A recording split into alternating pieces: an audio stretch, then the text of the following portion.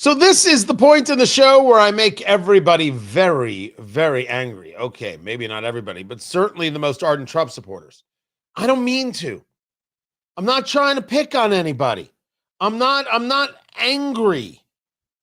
But dear Lord, if you're going to do an impression of Janet Yellen, know that you're doing a very, very, very bad impression indeed. I'm Tony Katz. The show is Tony Katz Today. The radio show is about to begin. Let us do this. It is my take, as always, that MAGAville is going to be very angry with me. However, that is not the reason not to have a conversation. I never concern myself with whether or not progressives are angry with me. Chances are they're going to be angry with me for the honesty. Here's the honesty. Mr. President, hey, Tony Katz, how are you? I do a radio show called Tony Katz Today every day around this time. It's available as a podcast too. You should download that wherever it is you get your podcast, Mr. President. But that's not what I want to bring up. Although I appreciate the download and the subscribe. Every time you tell people at a rally in Pennsylvania that the economy is going great, you sound like Janet Yellen telling us that inflation is just transitory. You sound like Joe Biden talking about how terrific everything is. Sir, do you really want to be a guy who sounds like Joe Biden? I didn't think so, sir. No, I wasn't trying to insult. No, I don't need a nickname, sir. I'm good. I'm fine. But if you don't want to sound like Joe Biden's dopey cousin, stop telling everybody the economy is great. And stop listening to any advisor you have who wants to tell you, no, sir, really, this is a good message. The hell, it's a good message. He is in Pennsylvania yesterday. He's in Pennsylvania and they're having this big rally. The rallies are about the midterms, which certainly you could argue that the rallies are about the economy, because without a good economy, the midterms are over. I have not yet been able to surmise the election in Miami where the Democrat won after 30 years of Republicans being the mayors of Miami. A Democrat has won. What does it mean? Could be a couple different theories in here. Well, it's because of Trump. I don't know. Is it because of Trump in Florida? Is it because of something else? Is it economic? Is it foreign policy? I don't have the answer just yet. My eyes were not on the Miami mayor's race. But I am somebody who has my eyes on the midterms, and the midterms will flow from an economic message. I think it's important to have an economic message. The economic message has to be, I understand what's happening. These costs are not fun. I understand that tariffs have increased prices, but here's what I'm doing to make everything better. Start with, well, talking about something good. About public safety. And they are really truly the enemy of the working class when they do it, because we're going to have a great energy policy. You know, our oil prices are coming down very substantial, energy prices. And honestly, with that, everything comes down, because there's nothing nearly in the category of oil. You wouldn't even know what second is. There are seconds and thirds, but it's so far down the list we don't even talk about them. You get energy prices down, which we're doing. With again, the greatest amount of drilling, the greatest amount of fuel being produced right now in our country than ever before, by far. It's not even a contest. And when that happens, those prices come down. That's why you're seeing oil per barrel coming down nicely, very nicely. We don't want to go so rapidly because we want the people that produce it to keep producing it, but they're doing good. But it's amazing. But when energy comes down, your other prices come down too, all of your prices. And that's exactly, we inherited the highest prices ever. Now, you can make that argument. We inherited high prices. We're moving oil prices down. This is a good thing. That is a worthy message.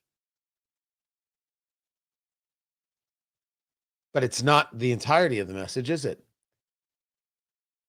Oil prices coming down is very, very nice. And we're working on this. And we're working on the energy independence, the energy dominance, as President Trump calls it. And he should say, and once we accomplish this, here are the other prices that are going to come down. And then we're going to add the one big beautiful bill, which goes into effect in January. Remember, it's not in effect yet. And this is going to bring these things down. And when you have the one big beautiful bill going on out there, you're not going to have to pay certain level of taxes. Isn't that wonderful? Isn't that dreamy?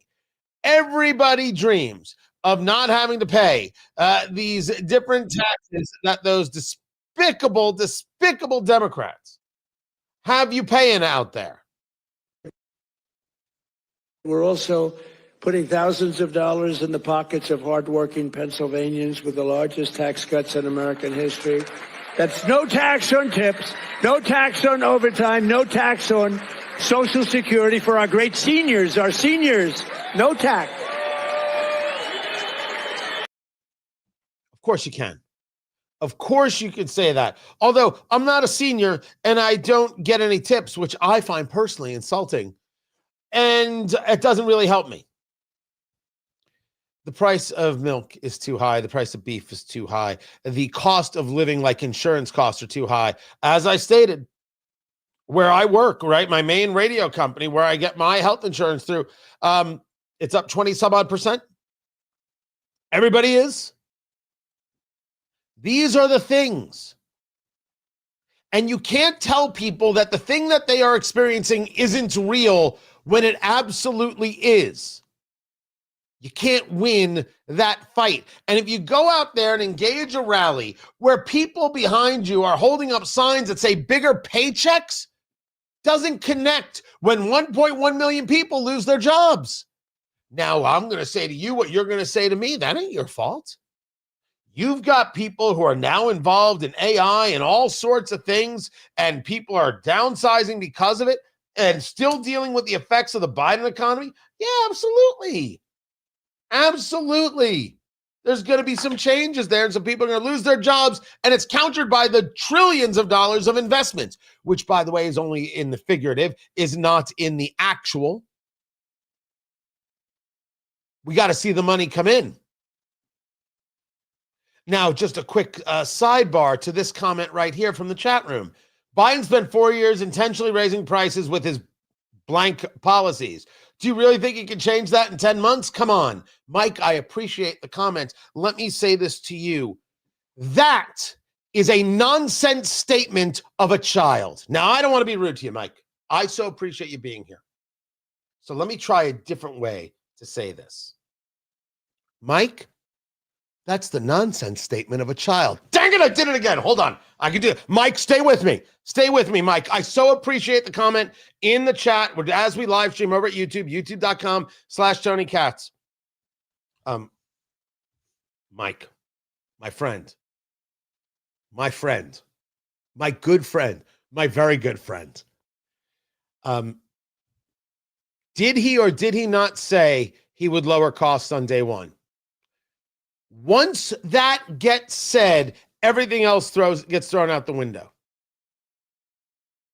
And the idea of, well, he can't do it in 10 months. I agree. It takes time to work your way out of all of the inflation, which is slowly working out, not quickly working out of the equation. We might see another rate cut today of 1/4 point. I don't think we're so much ready for it, but I think it's going to come no matter what I say. And that can spur more investment, spur more dollars, and hopefully the inflation will continue to stay mostly at bay, although ever present. And the tariffs didn't exacerbate the inflation, which is a good thing, but it did raise costs everywhere. So when you use the line of, Biden did such a terrible job, how are you going to turn this stuff around in 10 months? He said he would. It was terrible messaging from the beginning, and that has been our story, Mike, from the beginning. The messaging was all off and all wrong. You want to talk about no tax on tips, no tax on overtime, and that doesn't affect as many people as you think, certainly on the tips, the overtime more, and certainly no tax on Social Security. That is going to make seniors very, very happy. I wholeheartedly agree. But you haven't changed the fact that insurance costs, whether it's health insurance costs or car insurance costs, are up all over the place. Although I do hear that car insurance might actually take a downturn. That will be great. It's not there yet, and it's not there now, and your tariffs have increased costs. You keep telling us the tariffs are great, but your tariffs increase costs, and we're the ones paying it. Stop saying it's beautiful. Say that it's necessary, and then explain why it's necessary so people join you in the fight against those who are allegedly abusing us or are abusing us, and don't engage in a resentment that you increase the cost of X, Y, and Z. It isn't that this isn't a battle. It is a battle. It does take time. And nothing has been done from this administration to bring people to their side. That conversation has only taken place very recently, like here with Scott Bessent, who is the Treasury Secretary. President Trump has closed the border. 2 million people have gone home, so check on immigration. Bond market had the best year it's had since 2020. Interest rates are down, mortgage rates are down. We're starting to see life in the housing market. And the mortgage rates are going to go back up because the 10-year Treasury has gone up. Don't do this to people. Don't do this to people. Check off the boxes that work, absolutely, and then remember that people pay more for a steak. Talk about what the fight is and why people should be a part of it. rental rates are down about 5%. I expect they'll be down 10 or 15 from the peak. And then 3, inflation, we're working on that. The energy prices are down. Gasoline nationally is now below $3 a gallon. It's below $2 in a couple of states. So I think we're on a very good track on inflation. And I'm also the IRS commissioner as well as the Treasury Secretary. And I can see that the president's signature initiatives in the One Big Beautiful Bill, and I tell you, he fought harder than anyone for these. No tax on tips, no tax on the overtime, no tax on Social Security, auto deductibility. That the bill was passed in July. Working Americans didn't change their withholding, so they're going to be getting very large refunds in the first quarter. So I think we're going to see 150 billion of refunds, which could be between $1,000, $2,000 per household. Then they'll change their withholding and they'll get a real increase in their. Now, that is the administration possibly learning their way to here's what's going to happen, here's what it's going to mean, here's where you're going to see it, which is, of course, what you want. Not a speech where you say the economy is A plus plus plus or whatever it was. I just don't like mistakes when there aren't necessary, and this has not been necessary. President Trump sounds absolutely out of touch. He doesn't have to. Change the way you engage. If you don't like tariffs, you're a sinister person. Well, I'm gonna need some new theme music. I don't know what sinister theme music is, but I'm gonna need some. Because I know they raise the prices of everything. Because they do. Because they have. Look, I would take President Trump over Joe Biden any day of the week and twice on Sunday. And I argue that right now, even with issues, the country is better off with Trump and this administration than anything Biden, Harris, or some leftist cabal could have cobbled together. I will debate it anywhere. What I cannot stand, what infuriates, is the unforced error. And telling people everything's great is an unforced error. Mr. President, it's just a bad idea. No. Sorry, I'm not being direct enough. That's just dumb. Could you stop it, please? go down the road of this is what we were up against. This is what we did. This is now what's happening. Here's what's going to come. And when this happens, this happens. This is all part of a plan and a fight that we need to fight in order to make costs lower, to make Americans' lives better and keep them that way. And that's why we need to win the midterms. Ta-da! That's how it's done. And I just want to see him be successful on this. And you don't have success by lying. The economy isn't AAA. The economy isn't humming. Not everything is great. That's what Joe Biden told us for 4 years. And that guy was a liar if he remembered he actually said the words at all. Don't go down that road, sir. You don't have to. I'm Tony Katz. This is Tony Katz Today.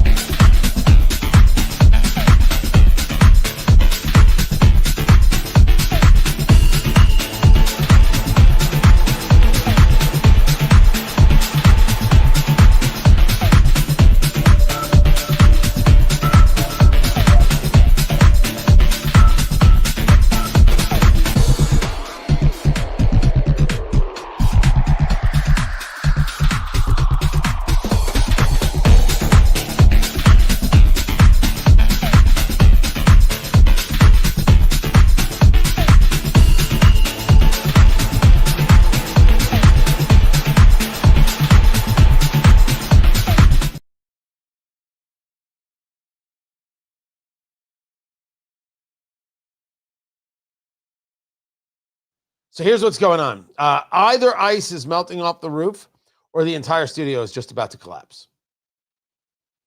One or the other is happening in my studio right now, and I have no idea which.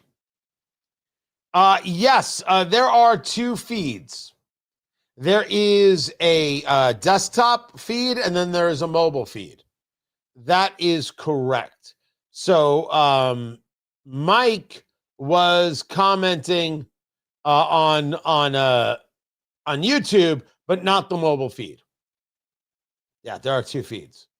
Now, it's weird, like, that you have to feed it both ways, I think is a bit illogical. But what we have found is that when we do this, you have a greater reach. It's really been incredible. You want to hear something weird about YouTube? So I am like, okay, we've got this short, we've got these videos, and we're putting things out there. We're really trying to get used to systems and how the algorithm utilizes systems. And really, there's no real trick, but rather, what are people watching, and are you engaged in something that people are already interested in watching? But you can do levels of promotion and promote your video. So I've done this with a series of videos. And you know what I get back? I get back, sorry, we can't promote this. It's a political ad. What? It's about Tucker Carlson. It's not a political ad. That's what I get back. So somewhere in their system, a word, a phrase, something gets done, and they don't allow me to engage in the promotion of it. And this is where I get to, I need to hire somebody, because somebody knows how to navigate that process better than me. But I'm starting to really question out loud whether or not there is any algorithmic secret sauce. I think that's something that people say so they can get your money. You're right. And hire me. I think it's just chopping the wood. I think some people get lucky, and for everybody else, you just got to chop the wood. Well, there's something I ain't afraid to do. It's to spend the time going at it. And so that's what I'm doing right here. Anyway, back to the show.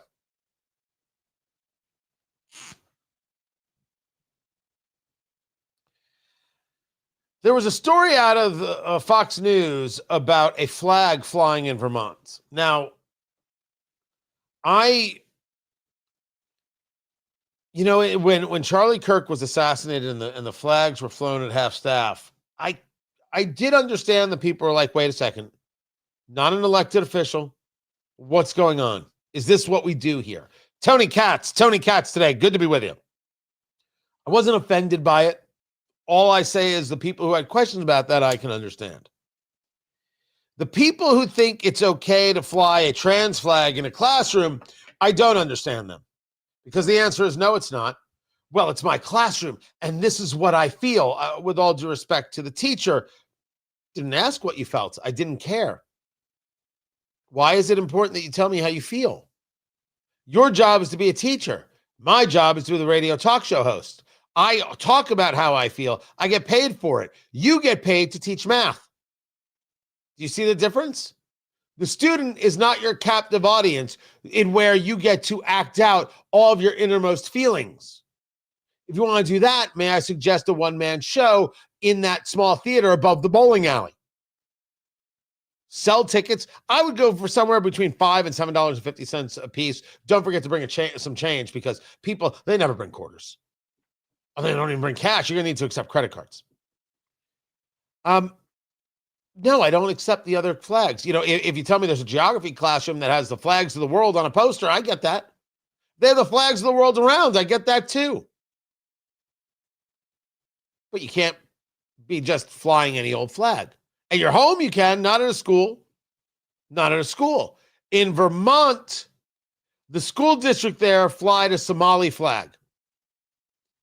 I guess in solidarity with Somalis who live in Minneapolis, many of whom, but certainly not all, who have been targeted in this scandal that has rocked Minnesota and rocked the country, that could account for billions of dollars. And now there's story of Medicaid fraud in Maine, where someone there is claiming that they are from, I think Somalia. I think that was it. And they are claiming that they brought the money back to give to militia groups. Yes, the guy's name is Abdullahi Ali. Interview with Kenyan media discussing contributing money back to Somalia and paramilitary forces. Medicaid fraud in Maine. This stuff, people need to be thrown out of the country if they're not here legally, if they're lawful permanent residents but not citizens, out of the country, or jail. You want to show some level of support for Somalis that you believe are being unfairly targeted, which I can appreciate. You go right ahead in your home. You do it in a school, you're fired. Don't want to hear about your feelings. Don't want to hear anything. You're fired. The American flag, the state flag, I'll take a POW flag. We're done. American flag, state flag, a POW flag. And by the way, maybe, although I'm not personally opposed to them, and we're done. I've got places in the country that say you can't fly an American flag. It's triggering. The Somali flag is okay? No, that's broken. You can feel for people in Minneapolis who are of Somali origin all you want. You don't get to use the school as a place to expose your feelings. No one cares. And if your feeling is an American flag should fly next to a Somali flag on American soil and it's not the UN, maybe you shouldn't work at the school. This is Tony Katz today.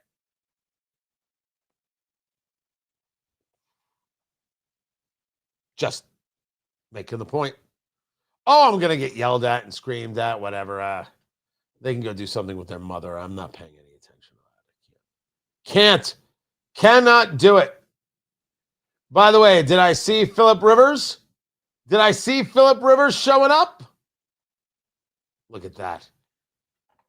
quarterback for the Colts. He's on the practice squad. They'll be moving him up from the practice squad very, very soon. Not here he is. I'm sorry. It's a little bit like I can't believe this is the world. Here he is. Check him out right here. Check this out, producer Landon. All right. No Zoom. Let's go.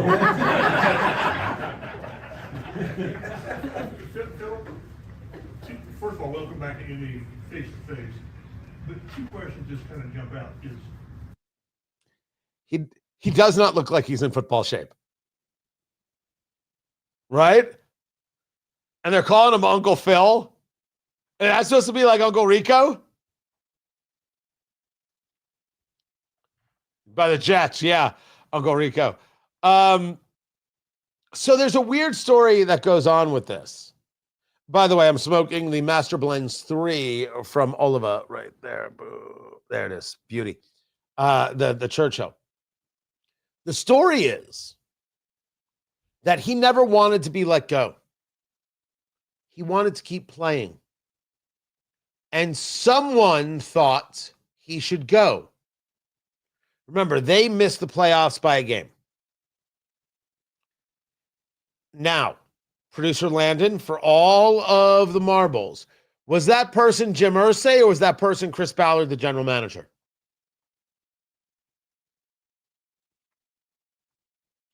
Someone decided he should go. And that led to the carousel that gets us here. You know what I need, producer Landon, or anybody who can make it? There's got to be an AI way to do this. I need the scene in Avengers Endgame where Thanos said, "You could not stop hating me, and where did it bring you? Back to me." And I need Philip Rivers as Thanos.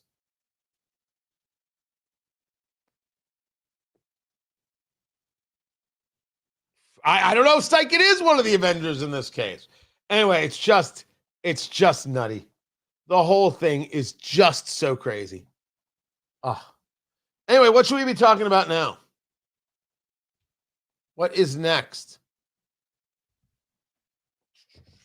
Also, the Indiana State Senate is supposed to convene at 1:30. So we will get to that.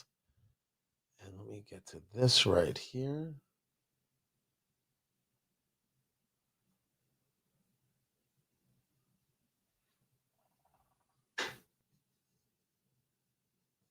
Just writing myself some notes, guys.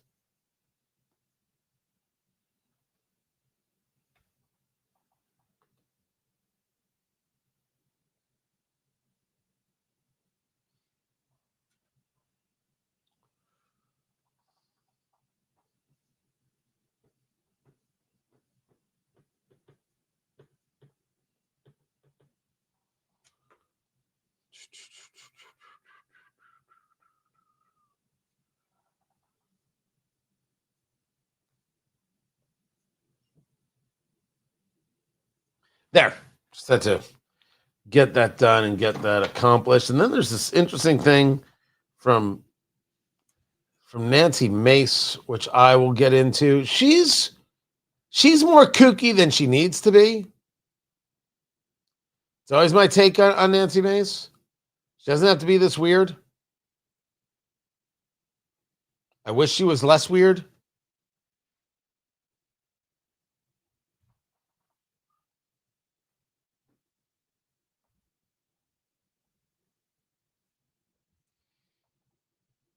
Yeah.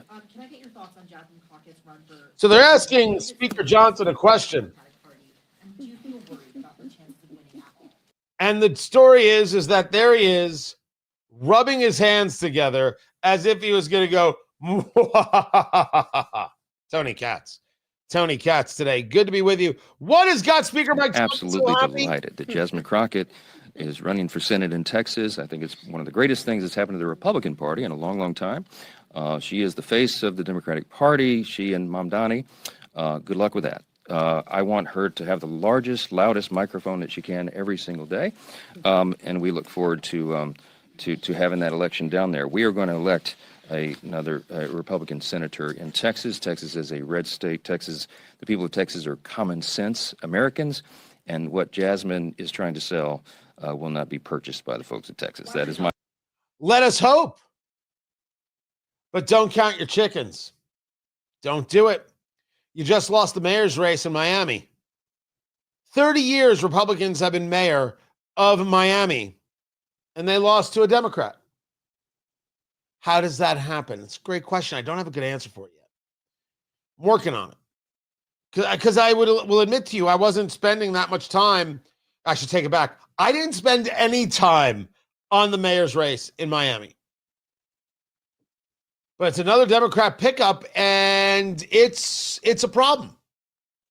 And when you say Jasmine Crockett has no chance in Texas, I've heard that. I fear that makes people weak, soft. That what that leads to is not fighting every fight the way it needs to be fought.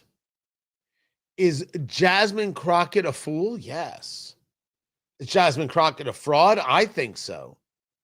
Is Jasmine Crockett desperate to show you how street she is when nothing about her history is street? 10,000%. And everybody knows what I mean. And anybody wants to call me a name, I dare you to find where there's a fault in my argument. Go on. 833-468-8669. 833 Tony. Jasmine Crockett is desperate to show you how street tough she is.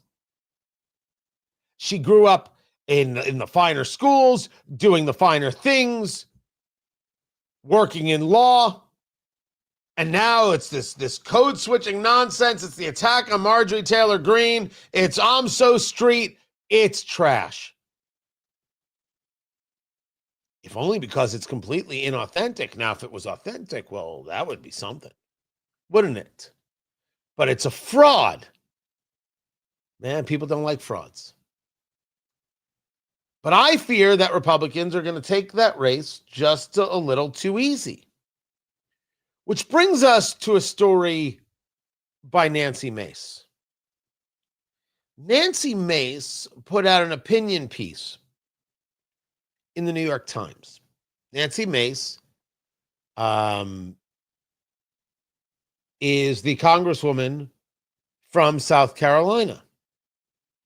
She's running for governor of South Carolina, and therefore she will be leaving Congress. And she wrote an article that reads Nancy Mace, by Nancy Mace, I should say, and it's "What's the point of Congress?" That's the headline. Nancy Mace, what's the point of Congress? I came to Congress 5 years ago believing I could make a difference for my constituents, for South Carolina, and for a country I love deeply. I was the first woman to graduate from the Citadel's Corps of Cadets. I don't scare easily. She always has to bring that up. She continues, but I've learned that the system in the House promotes control by party leaders over accountability and achievement. No one can be held responsible for inaction, so far too little gets done. The obstacles to achieving almost anything are enough to make any member who came to Washington with noble intentions ask, why am I even here? She goes on to discuss current leadership. She goes on to discuss the insane level of congressional stock trading where they're able to utilize inside information, the need for term limits, which I have always been opposed to term limits. I believe the people are the term limit. And lately, you have my attention. And I will not lie, I am bothered that I spend time thinking about it. Because my original contention still holds true. It's an argument I make with myself. If the people don't like it, the people will replace. But the people don't replace. And so what is being asked, and I think what people ask, right? I think it's what you ask, I think it's what people ask. The system is designed in a way to prevent the replacement. Because the inertia goes with the incumbent. And the set pathway goes with the incumbent. the districts that we have seen where these incumbents come from. Don't allow for the changes. Now you say to me, Tony, aren't you a fan of redistricting? Oh, yes, I absolutely am. But I can mention it as part of a larger scale thing. I absolutely can. Where we will then get into a conversation about power and the utilization of power, which is exactly what Nancy Mace does. Here's a hard truth, writes the Congresswoman. Republicans don't want to hear. Nancy Pelosi was a more effective House Speaker than any Republican this century. That's correct. Representative Mace continues, I agree with her, meaning Nancy Pelosi, on essentially nothing. But she understood something we don't. No majority is permanent. When Democrats hold the majority, they ram through the most progressive policies they can. They deliver for the coalition that elected them while they are in power. Republicans do the opposite. We get the majority, then become petrified of losing it. We pass the most moderate policies we can pressure conservatives to accept, betraying the coalition that delivered us here. Ms. Pelosi was ruthless, but she got things done. The current House is restrictive and ineffective. Control with barely any results. Republican leadership, writes Nancy Mace, seems intent on replicating her model of consolidation without her bold vision to push through the policies that won us the majority. That, kids, is accurate. 1,000,000,000% accurate. Which is why I have stated in my state of Indiana, we should redistrict, and that the Republicans here are not willing to fight because they are afraid of the power they have. Power corrupts and absolute power corrupts absolutely, sure. But power unused is power unused.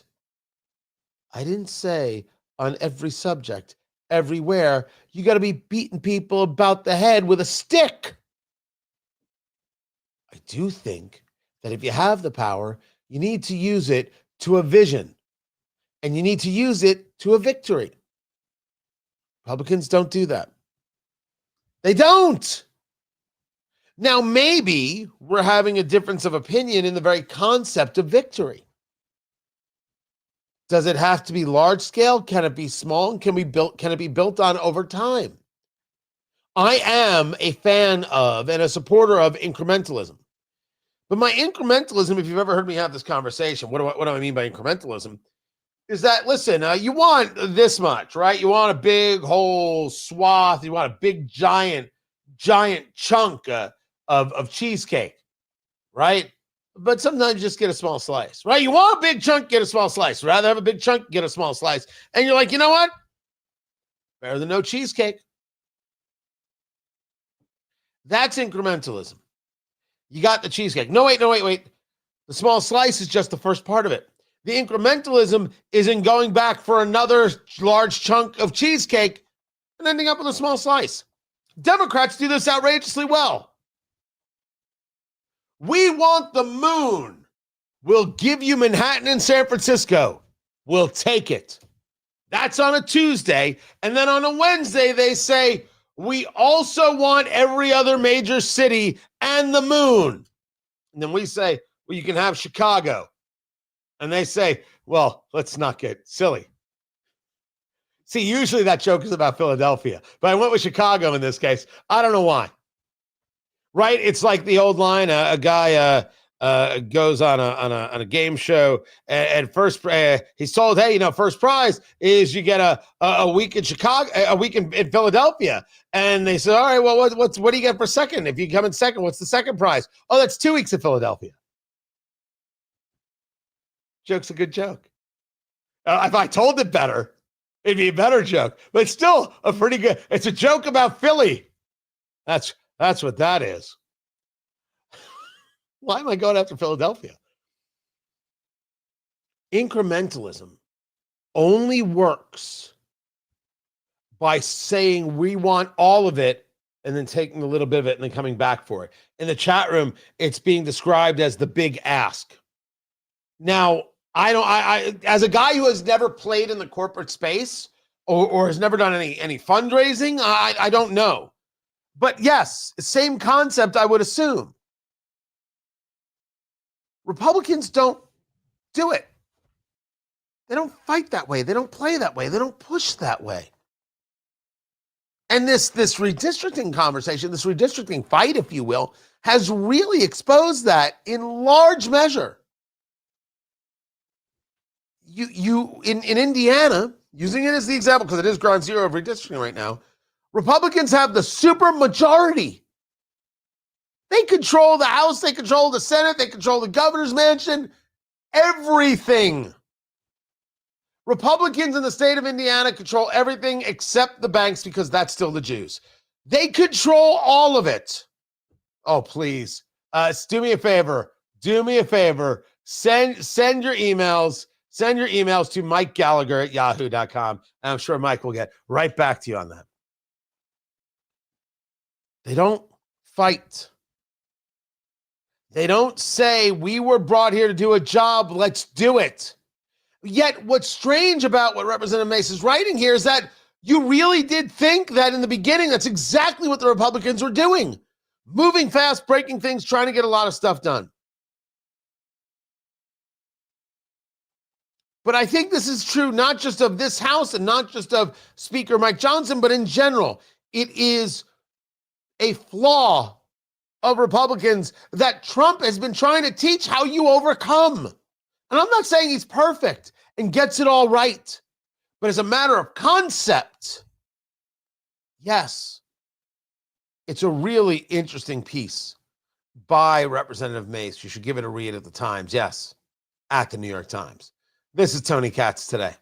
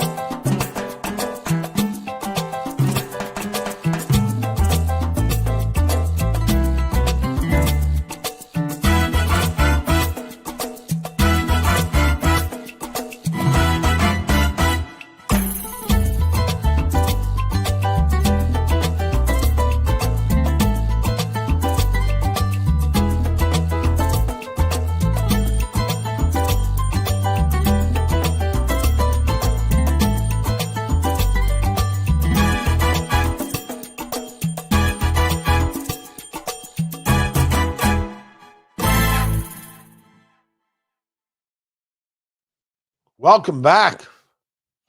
Tony Katz today. Oh, good Lord, I've got some Hank Johnson. That's always a pleasure. The great intellectual heft of Congressman Hank Johnson, who said if you put too many soldiers on Guam, it will capsize. That really happened.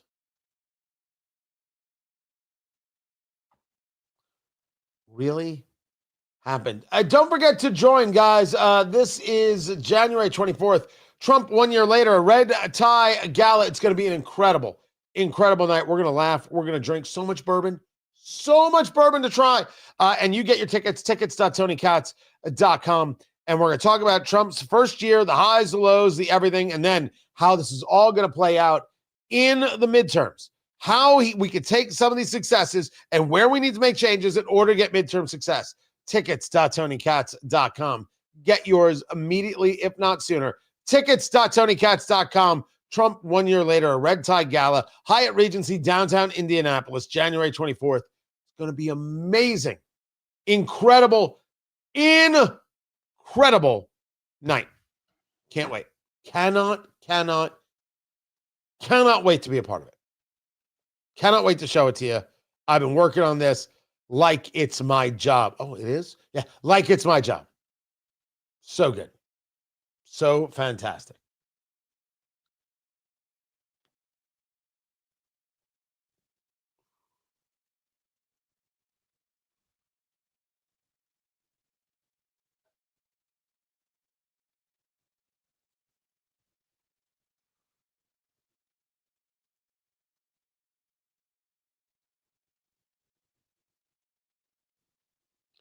No, I'm not doing anything. I'm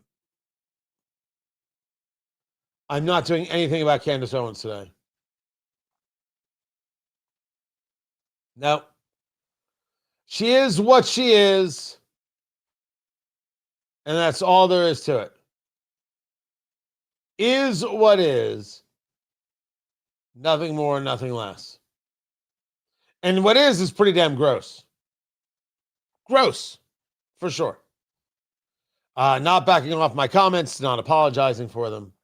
Not for a moment. Let's get to the comments right there. And let's make those a little bit bigger. Boom.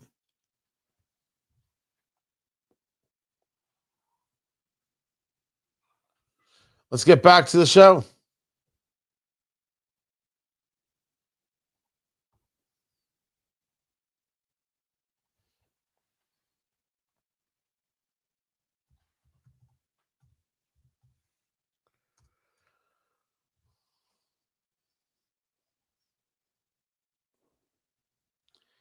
I don't know why the actress Mila Kunis is the head of her HOA, Homeowners Association.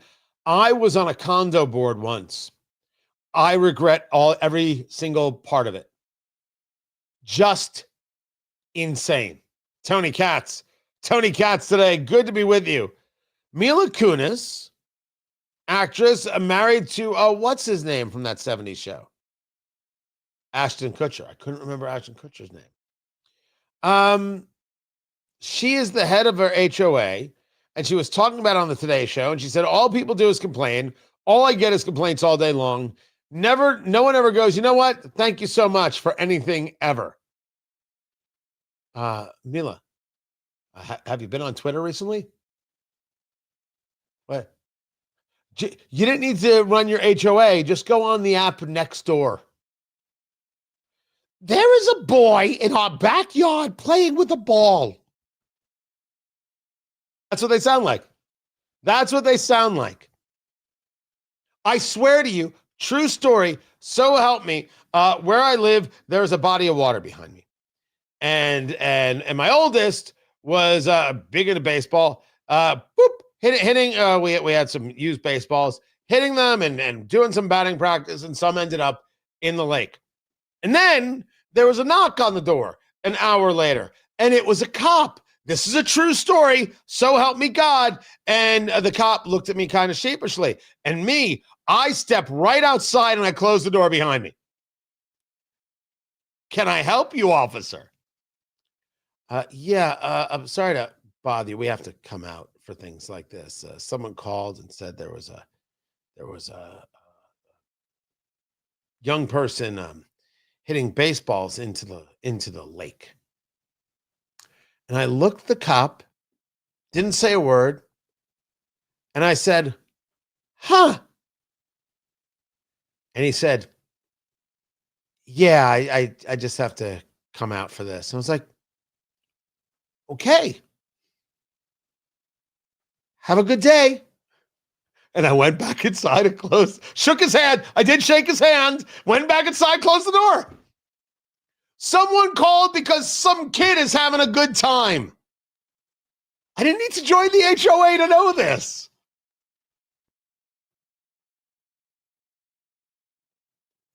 Now, as for why she is on the HOA or is in the president of the HOA, I don't know. Maybe she just likes pain. I'm not sure, but you chose this life. This is Tony Katz today. Exactly. Close the door. Exactly. I am not anti-police. I never have been. But I don't give up my rights for anyone, anywhere, at any time. And I don't give anybody an invitation, certainly not the police, to enter my home without a warrant. Nope. Nope. Not welcome. You have no reason to be in my home. And I don't have to be hospitable in that way. You're doing a job. Okay. I'm going to go now. And next time crazy person calls about something being hit into the lake, it was what, like 2 baseballs? I mean, it's people have free time. People have free time and a lot of anger. Here's what we've got, right? The radio show is in break, so we will be in break right now. We'll come back. I have got 3 more things for you to go over. And I did have another story. Trump banning trans troops. That is being upheld. And the NVIDIA chips. I've got that also. I will get to both of those things coming up in a little bit. And the Indiana State Senate is supposed to have its conversation about redistricting. So we'll have all that as well. Right now, guys, smoke them if you got them. Kick back, relax. We'll take a quick break. We'll be back in a few minutes. Hang tight.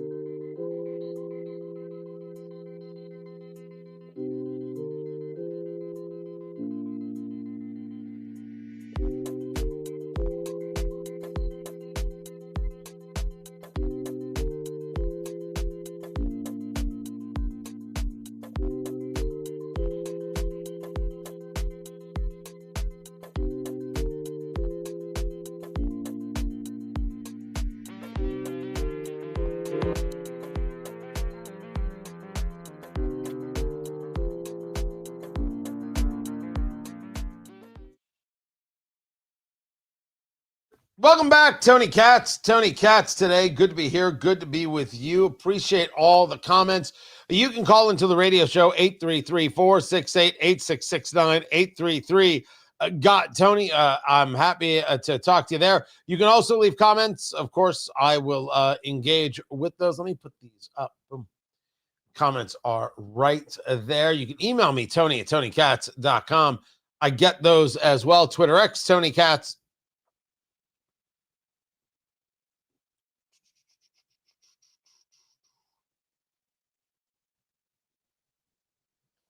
Excuse me for one moment.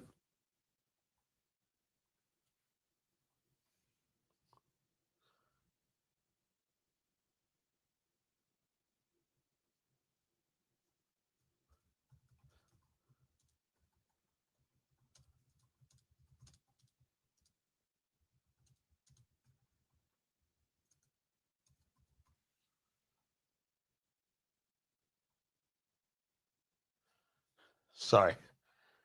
Just a funny moment came up and I had to take advantage of it. I apologize.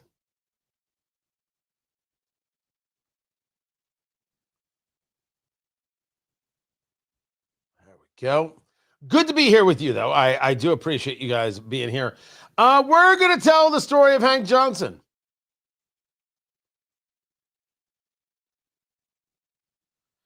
We also have Ayanna Pressley, who's worried that AI is not going to do enough to combat racism.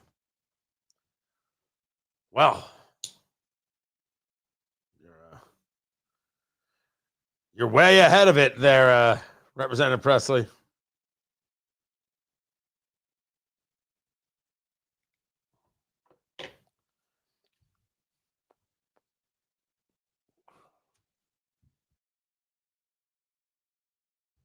The greatest argument for term limits is Hank Johnson.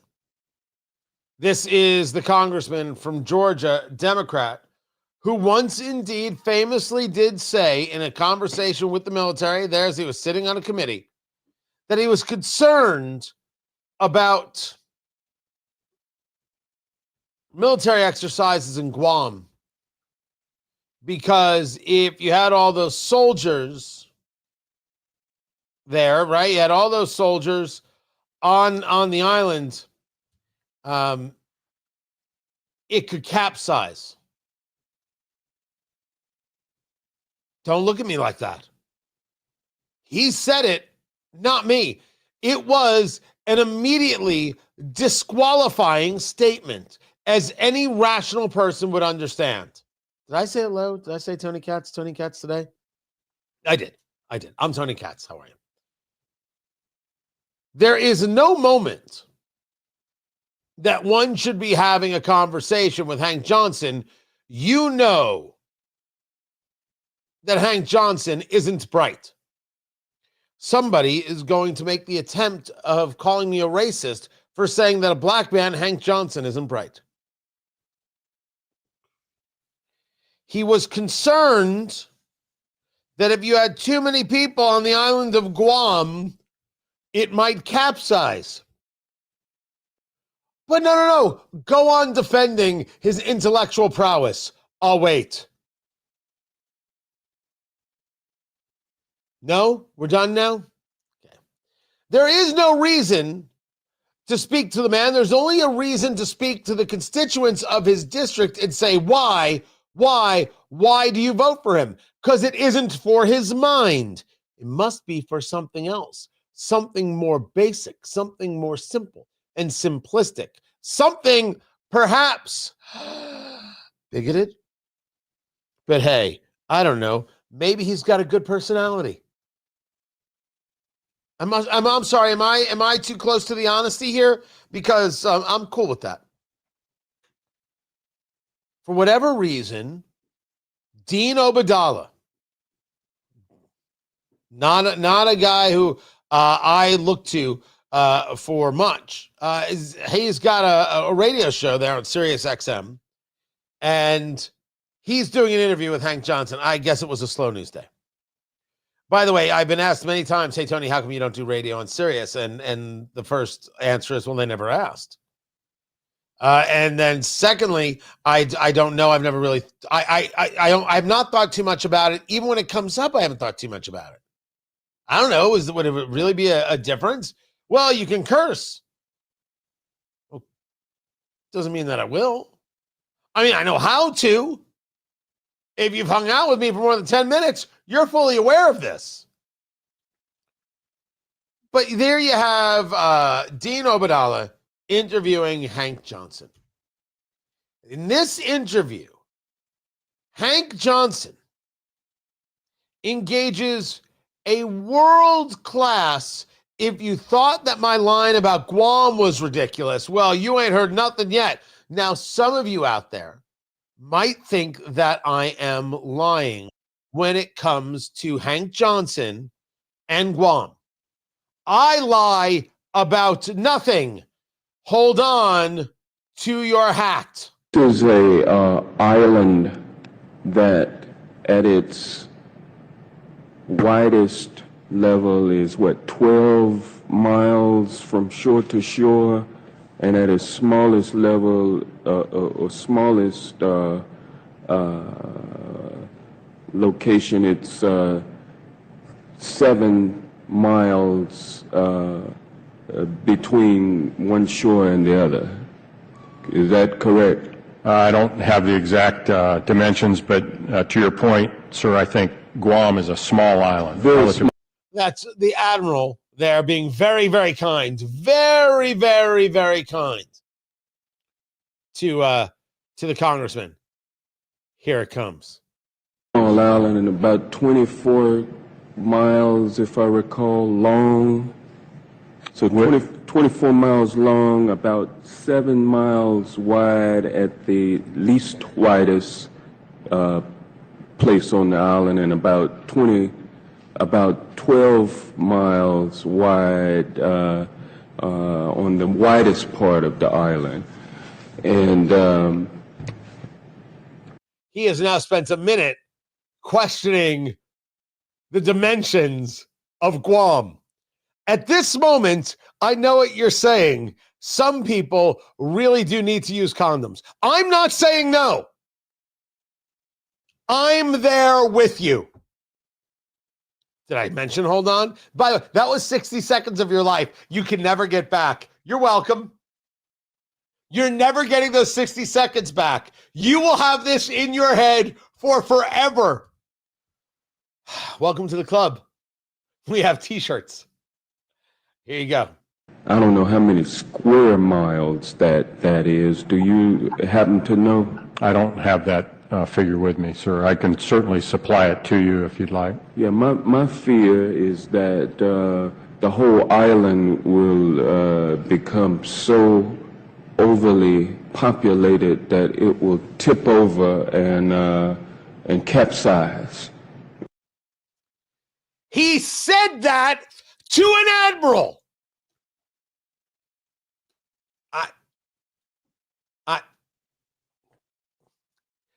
Do we all need a minute? Do we all just need a moment? You want to do some breathing exercises? Oh, and the admiral, straight face. We don't anticipate that. That's the greatest answer I've ever heard. The capsizing island, we don't anticipate that. Oh God, it's so good. And you would think that is the zenith. That is the top of an insanity. Oh no.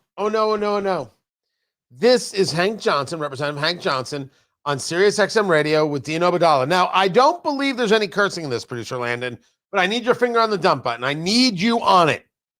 Right? You got me? Here we go.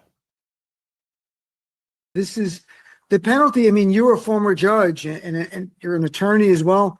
The penalty. Whoa. Hank Johnson was a judge? At a pie eating contest? Where was he a judge? A judge. Holy cow. Sorry. I wasn't ready for that. That was like the Spanish Inquisition. Nobody's ready. Here, I'll continue. We don't have any penalty in America for someone, even if they were selling drugs, that you would execute them. There's no death penalty that I'm aware of. And even if there was, you're going to have some due process. It's not a situation where you say, I'm not going to show you proof, but just trust me, this person's a drug dealer, and we're going to just kill them. And if they're survivors, we're going to kill the survivors of the initial strikes as well. This is a conversation about drug boats. Now, I'll get more into this and the nonsense statement of Senator Chuck Schumer, because what else was he going to say other than, I'm not satisfied? Which is funny. That usually gets said to him. The conversation, though, about these drug boats, Democrats think that this is some pile-on on Republicans for being warmongers. I don't think America sees it that way. I think that this is an incredible backfire that is going to leave independents and moderates wondering, why is it that the left is so okay with drugs being brought into the United States? Why are they so weak? Could you imagine if they were in charge of foreign policy? Oh, wait, we already saw what happened with 4 years of Biden when they're in charge. There is, I think, a very big misread going on with this story about the Venezuelan drug boats. Now, we can ask our own questions about this idea of a double tap. We can ask this question about whether or not we should be shooting at these drug boats. We could be asking the questions about whether or not we've actually declared or engaged war with Venezuela and why Congress hasn't taken the steps to demand that the president come to them to declare war, because that's how it works. Congress declares war. Right? All of that is legit. Worthy questions, one and all.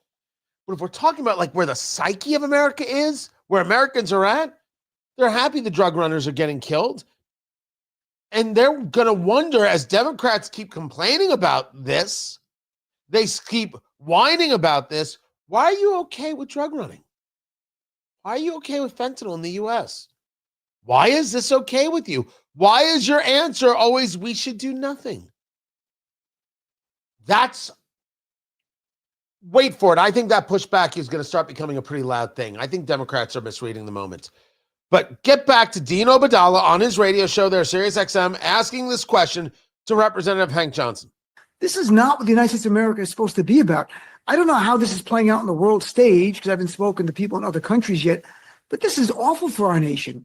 This is defining us as some kind of like a Putin-esque type of nation. Yeah, we are the world's number one bully.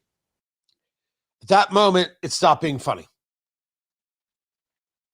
The United States is the world's number one bully? At what moment do you hate Donald Trump so much that you decide to hate the nation as well and engage in what is a progressive, democratic, socialist, communist talking point? That's the kind of thing you would hear at, what is it, the South China Post? You'd hear from the Politburo, from the Communist Chinese. You'd hear from Baghdad Bob. Now you're hearing it from a congressman. Let's go back. Yeah, we are the world's number one bully. And who are we bullying? The drug dealers? The drug suppliers? We're not bullying your Meemaw as she's trying to walk into a Dollar General so she can buy herself a couple of snacks for the grandkids. Again, I ask the question, because I think I might be the first person, and we may be the first people asking the question of, we often talk about how the political left, the Democrats always overplay their hand. And on this conversation of these drug boats, I think they're overplaying their hand because people look at the idea of stopping the flow of drugs into the United States as good. All the other questions about declaring war, which we brought up on this show aside, the basic in the court of public opinion is that they see it as good.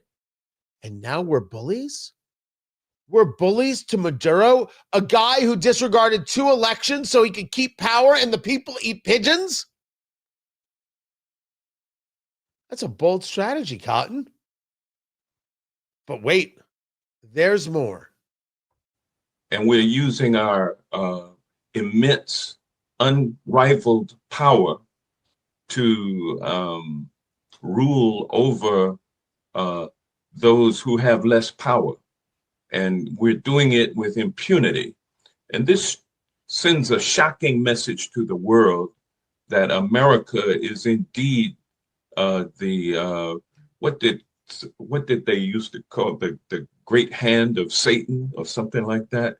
I mean, America under the Trump regime is demonstrating that moniker was entirely accurate. It is the Ayatollah who refers to the United States as the great Satan. It is the Iranian regime that will kill you if you're gay, that goes and funds terrorists to kill Jews and Americans and others. And here is a member of Congress saying, yes, indeed, we are a bully. Oh, no, not just a bully.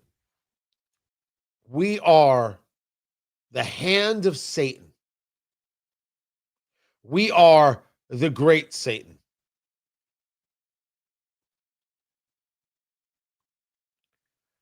I put forth to you that if you ever tell me again there's no difference between the two political parties, I'm going to play this, and then very kindly, and you could do the same with other people when they tell you there's no difference between the two parties, play this and then tell whoever said there's no difference to shut up. But the truth is, we're not talking about the difference between the two parties. We're talking about a very broken America here. We are not the bully.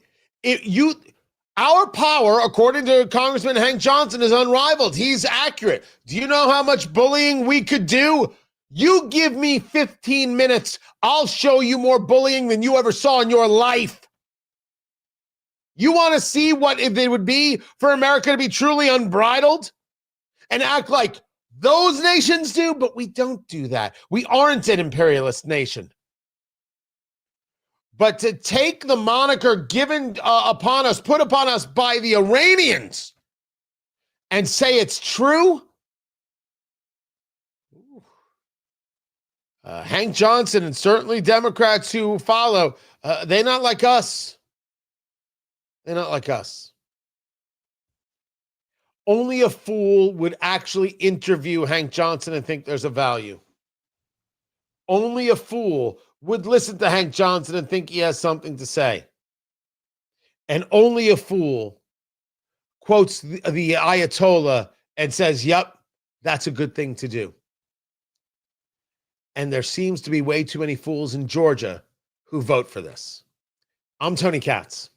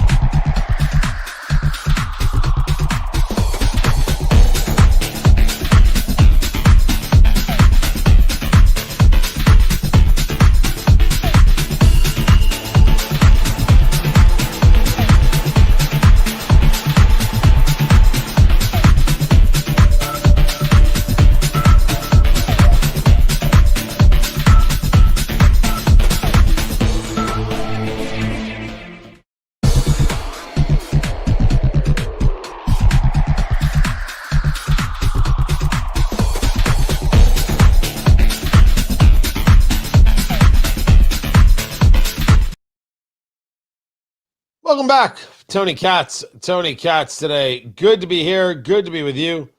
No, I cannot imagine having a conversation. Trying to have a conversation with Hank Johnson. It'd be impossible.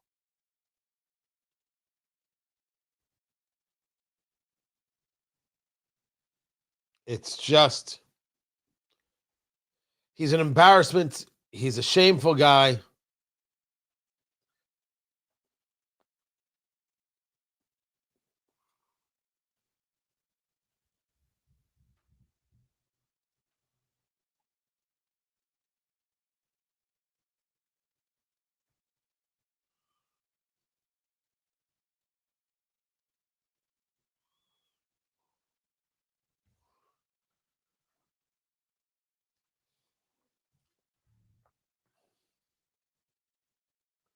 Let's see. Sorry, I just got an interesting email.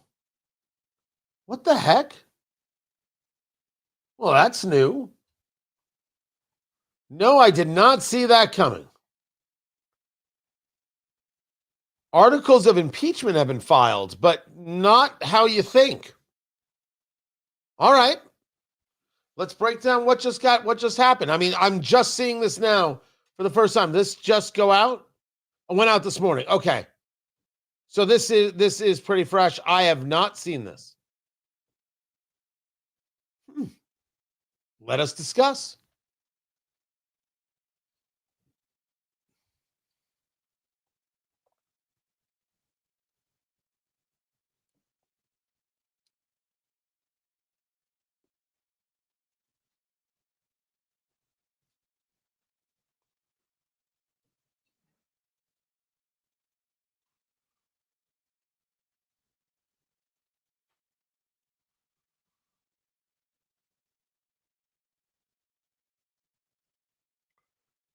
So I'm checking to see what's going on out there in the world, see if there's any breaking news or anything like that. And I come across a story about how articles of impeachment have been introduced. I'm like, oh, all right, what's new now? There's always somebody who wants to impeach Donald Trump. This is not new. Al Green did it. There are others doing it. The guy who paints on his eyebrows, whose name eludes me right now.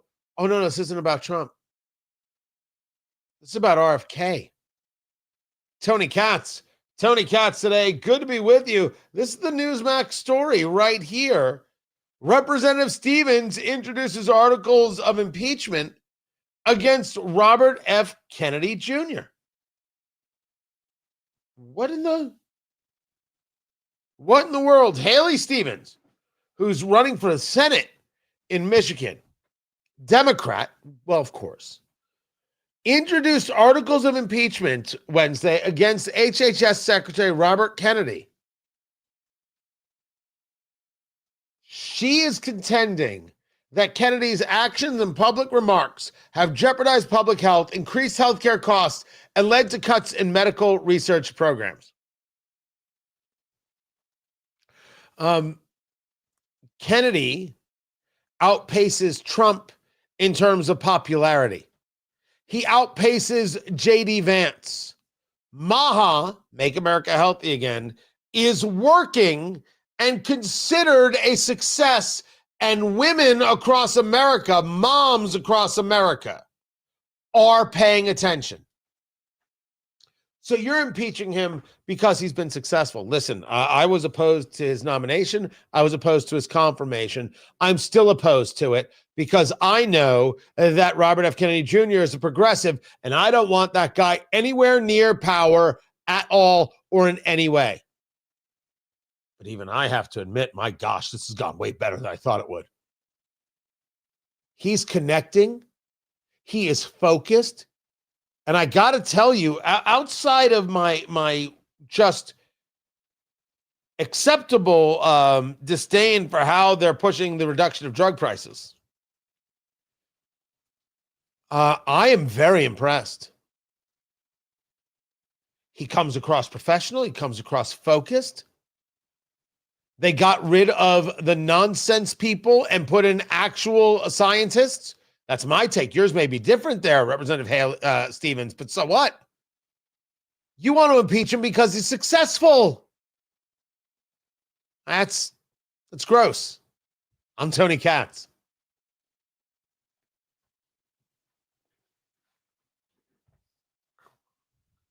Hold on a second. I just got this post, this comment, boring and gay.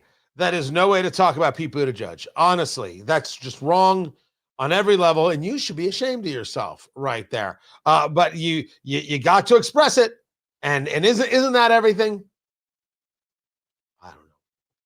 I don't know. People leave comments. They leave all sorts of comments right there. Let me respond to this person. Now, the Indiana State Senate,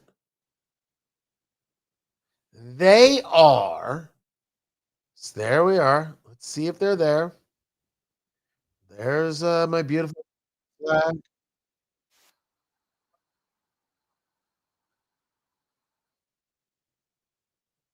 It's just they're right there. They're right there. If you talk about where producer Landon is, like he could spit, which he shouldn't do, but he could spit. Boom! He'd hit Senator Good with a loogie. So he's right there. I could have skipped the show and gone to this today. Could have gone and watched it. I would be in the gallery, something.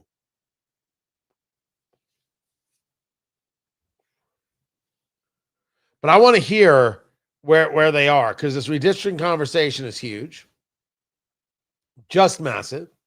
And right now we're ground zero. I think what's going to happen is that we will see a vote.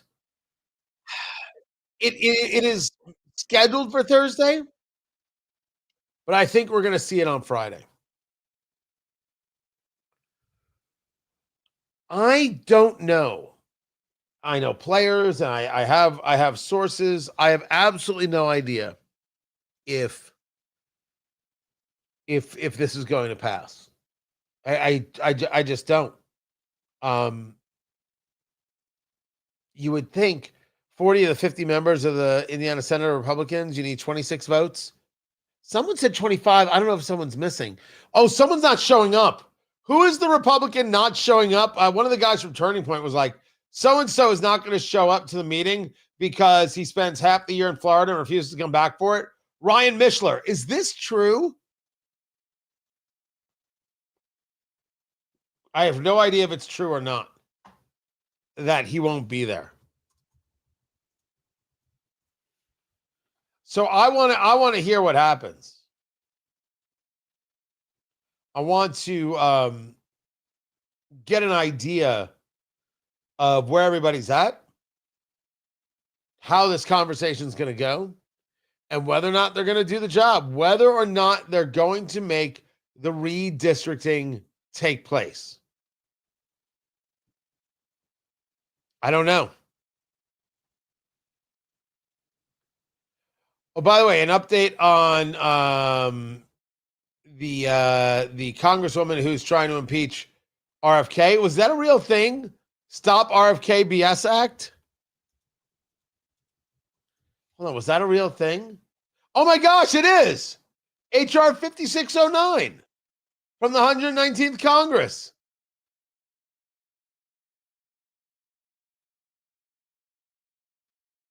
To reinstate funding to recipients of grants or other awards. This act may be cited as the Stop RFK's Bad Science Act or the Stop RFK's BS Act. Huh? Look at you knowing things like a guy who knows things. There, I pasted a link to it. You can check it out for yourself right there.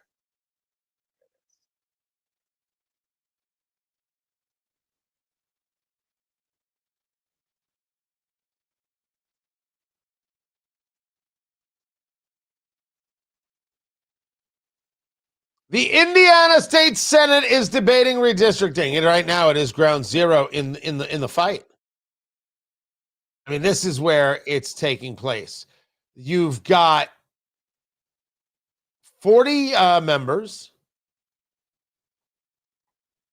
and you have the opportunity. I'm sorry, you have 40 Republicans in the Senate, 50 total. 50 total. I've got that right. And you have all the possibility in the world. All the possibility in the world of this happening. Except I'm not so sure that it's going to happen.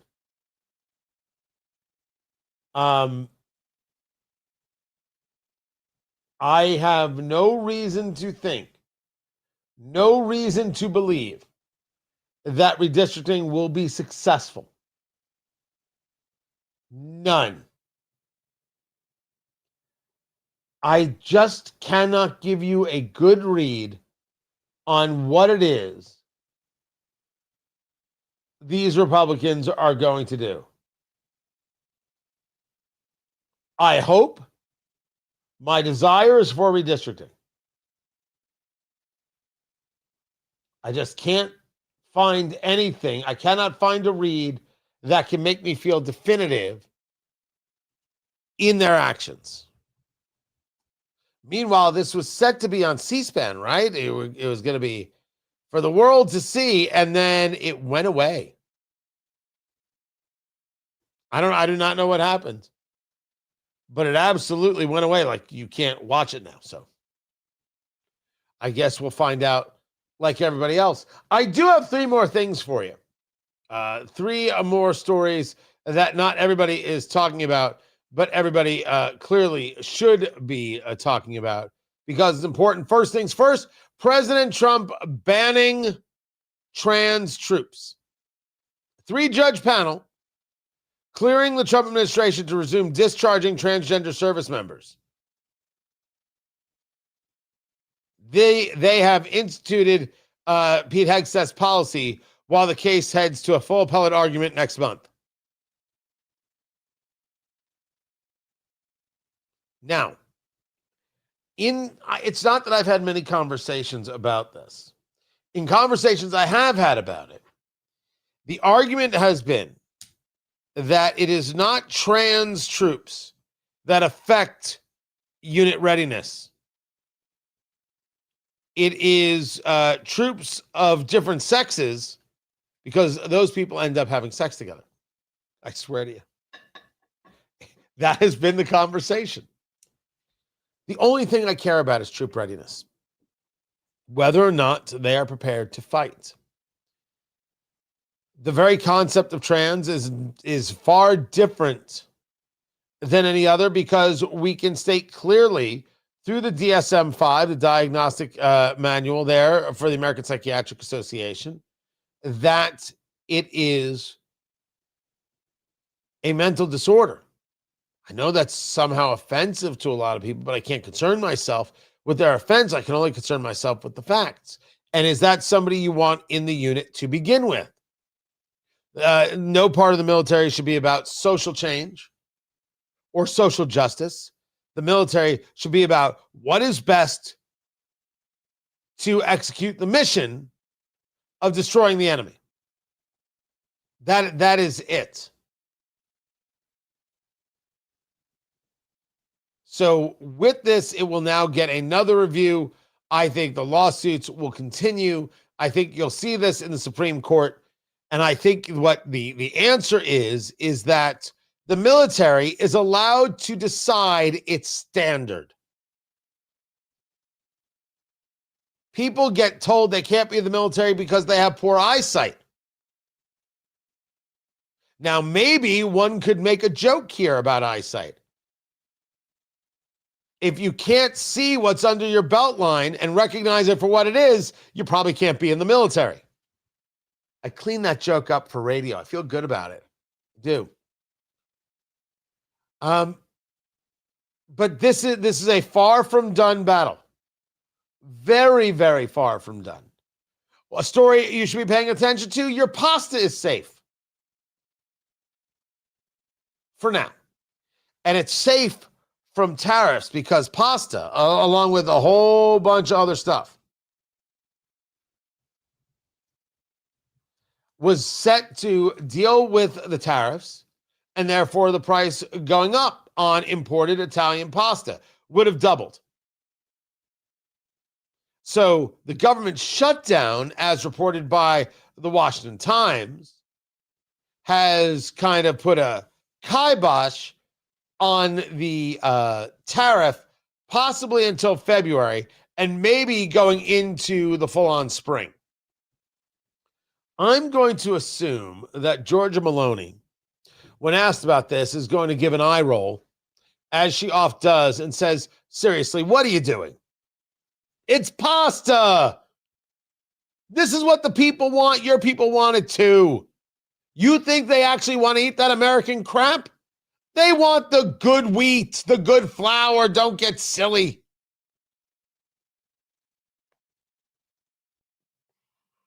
There's a little bit of a deeper story here. There was, in the Biden administration, was a conversation about dumping, whether or not Italian pasta was being dumped on the American market because they make too much of it. They weren't able to sell it elsewhere, so they've sent it here at a discount, and therefore they were engaging in an unsavory trade practice. Well, if you're engaged in an unsavory trade practice, okay, we can have ourselves a conversation about that. Otherwise, leave the pasta be. Then there is the special security review of NVIDIA chips.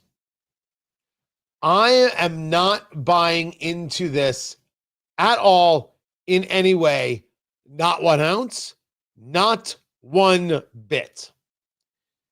This started as a story yesterday about how President Trump was going to be okay with selling chips, these AI chips, to the Chinese, and somehow it's okay because we, the United States, are going to end up with 25%. With all due respect, the only thing worse than no deal is a bad deal.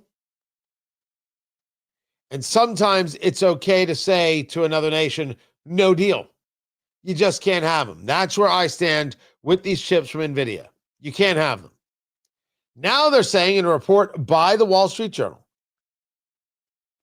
that the AI chips from NVIDIA are going to go through an unusual, that's the headline, U.S. security review. These are the NVIDIA H200 AI chips. They would be mainly manufactured in Taiwan. From there, follow this, they would travel to the U.S. for a national security review and then would be sent on to China. And we get 25% from the sales. Now, I do not quite know how the United States gets money from the sale from this organization, NVIDIA. We're now partners with companies because that's not going to work out well. That's a bad precedent. The government does not get into bed with companies. We have names for those things. We have historical examples of the problems there. The United States government clears the way for businesses like this to thrive. And sometimes it tells businesses like this, you don't get to sell to China. It's a national security issue. We don't care how much money you're going to make. It's a national security issue. Don't make us remind you, you don't sell to China. It's a national security issue. That, of course, should be the conversation. So with this move, I am not a happy man. The idea that we think that there needs to be a level of competition that is enhanced, or there is a level of competition that's enhanced by selling these chips to China. Well, we got to be able to compete with groups like Huawei Technologies. We prevented Huawei, and so did the Canadians, and so did the Brits, from Huawei, which is spelled Huawei, pronounced Huawei. We prevented them from being the people who set the 5G protocols, which will run the Internet of Things. We quite literally stated, we won't buy your stuff and we will not let you operate here. You are not, this stuff is not welcome. Now, we're saying no. Now we're saying it's okay to sell them chips. That's insane. As for this special review, unless you're going to tell me that the chips are going to be reviewed by the same Israelis that reviewed the pagers,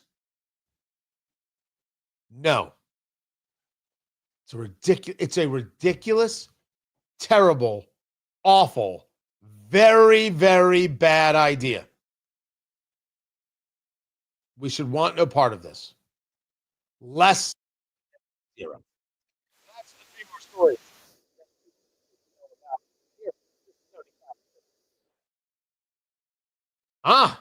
Now they're back.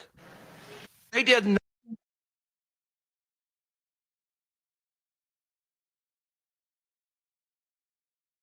This from yesterday?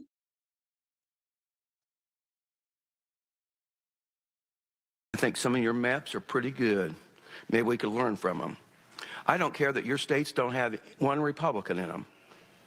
But if we get to play the rules like they do, then we should have the right to do it now.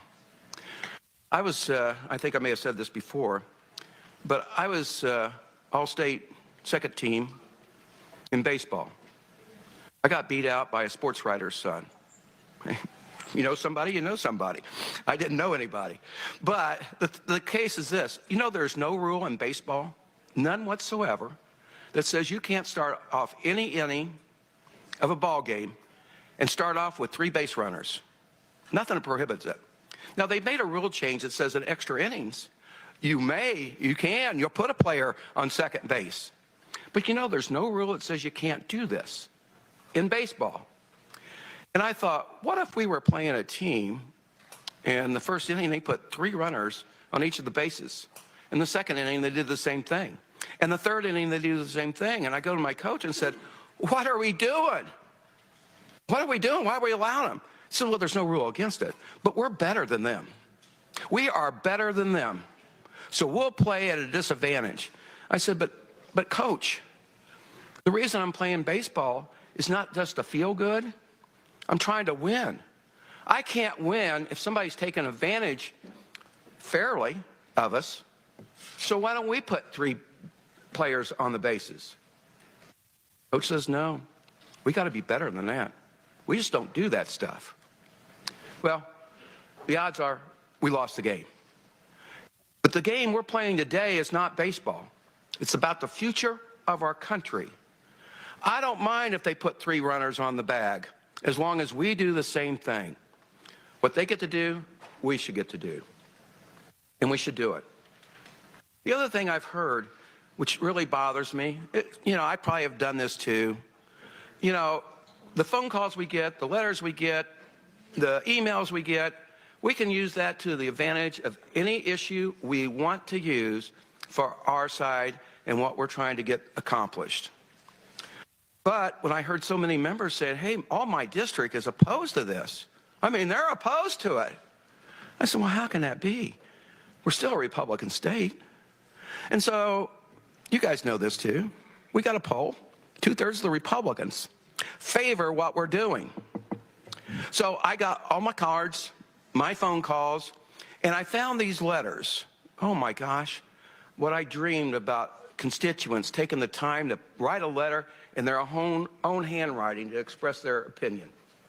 And I open them up, I start reading them, and the handwriting on the signature doesn't match the handwriting on the return address. And then I noticed all the letters were the same. But you know the thing that got me most of all? They were postmarked from Pittsburgh. That's what, I don't think my district goes out to there. So who would want to write me a letter and go through Pittsburgh when they just put it in their local post office box? So we looked at all the Republican and Democrats. What was the makeup of all the communication I got? It was 97% Democrat, 2.5% Republican, and 0.5% we couldn't tell. They either weren't registered or they didn't vote in a primary. So what did that tell me? The Democrats were pretty good at organizing what they were going to do. They got George Soros money probably, got people lined up to do all this stuff to make us think our district's opposed to us. Listen, even if they were, they're Democrats. How many Democrats do you guys poll? I don't get very many. They don't like me very much. The Republicans do. They like me. So you know what I want to listen to? It's not people that show up and they're only Democrats because they can get off work and are paid to be here. I'll tell you what I saw the other day. Today we had so many people out there. Man, he's getting I'm rough. getting off the elevator. I thought I was in boot camp. So you guys that served in the military, I want to tell you thanks. But you know what boot camp's like when you're in formation and you're running down the street or whatever? They were 2 by 2 by 2 by 2, 15 rows deep, with their platoon leader yelling at them the instructions that they were supposed to carry out on that day. I said, I don't see any Republicans doing that. You know, our guys are working. These people are here. Now, I know this. If you're going in and you have to get instructions of what you have to say, who you have to talk to, how you have to act, and they're yelling it out, this is not their real feelings. They're being paid, guys. I want people that have to take off work to come down and see me. And a lady was here the other day on Senator Gaskell's great committee hearing, said, I watched the House when they discussed this in committee, and one of the members said, why aren't Republicans here? That was his question. She says, well, I have to work. So when we had our hearing, you know what she did? She closed down her business, told her clients, I can't help you today, gave up that money she would have made to come down here to exercise her rights to her opinion. That is State Senator Michael Young in Indiana talking about redistricting. Tony Katz today. The debate is on. And his argument is the left does this all the time. Of course, we're going to do it too. Oh, and all those protesters you saw opposed to it, they're all paid. There I go out into the halls and there's somebody screaming at them. You got to stand here. You got to say this. You got to yell that. That's not people who believe anything they're saying. They're paid to say it. I mean, taking it right to them is Senator Michael Young. Again, I tell you, I don't know where the state senate's going to go here. I have no idea what this Senate is going to do, but Michael Young is saying directly all those protesters against were a bunch of frauds, paid for frauds. We have a job to do. And if they're going to engage in manipulation here and they're going to do this and they're going to do that, and somehow we have to live above that, no. We're doing this. And he's imploring the Senate to redistrict. And we sit back and say, it's not fair. It's never been done. We're not going to do it now. But this is the last thing I'll tell you. In 1995, after I ran our elections in 1992 and 94, we went from 42 members to 56. I did everything I could to win those elections, and I did a dang good job at it. We had a Republican speaker. But the speaker came to me sometime after we won and said, what do we do about those maps? Because I'll tell you, Louis Mahern drew some great maps back in 1991. Yeah, they were remarkable. He did a great job. I admire him for the job that he did. He's now into the place of bloviating. Make your case, get off the stage, sir. That is always my advice, and I think you already made the case as a guy who favors redistricting. You want me to bet? I can't. I'm really at a 50-50. I have got no inkling. I wish I did. I would like to have one. I don't have it. By the way, you are all fully aware that in Texas, there were these challenges to the new map, and those challenges were overcome. The new map was upheld. And if the new map is going to be upheld, this should state to a whole host of people concerned or worried about redistricting, don't be. The map is a political process. Redistricting is a political process. And in the words of Barack Obama, we won. Ball game. So get to it. But I will also say for all you TPA USA people and influencers, if you threaten members of the Indiana General Assembly, you have to understand they don't care, and you have to understand you look ridiculous. All you do is give them reasons not to vote for this. You're the cover. Persuade, engage. Don't be fools. Cut it out. I have got so much more to get into. Find everything over at TonyKatz.com. More is coming up. Keep it right here. This is Tony Katz Today. It all continues, guys. It's all going on. I appreciate you guys being here so very, very much. Really do appreciate it. Been splitting up a little bit of a vacation instead of taking one very large vacation, but splitting up into a little bit of time. So I'll be out for a couple days and back again on Monday. I know. Tony, when you're not here, it's sad. Taking some time with family, taking some time to get some things done, and then back to it. So I am back on Monday, but there will be some videos. Originally, we were going to do a live stream tonight over at TonyKatz.com, but I have to do some podcast work, so I'm not able to get to that. So we're going to schedule that for next week. And I'm looking forward to it over at TonyKatz.com. You should be over there. You should be a part of what's happening over there. Subscribe right now, TonyKatz.com. You should do that immediately, if not sooner. I appreciate you guys so very, very much. Don't forget to subscribe here on YouTube, and I will catch you very soon. And don't forget TonyKatz.com. Crazy stuff happens over there. You should have videos, everything. Get over there right now. Catch you later, guys. You be good now. Take care.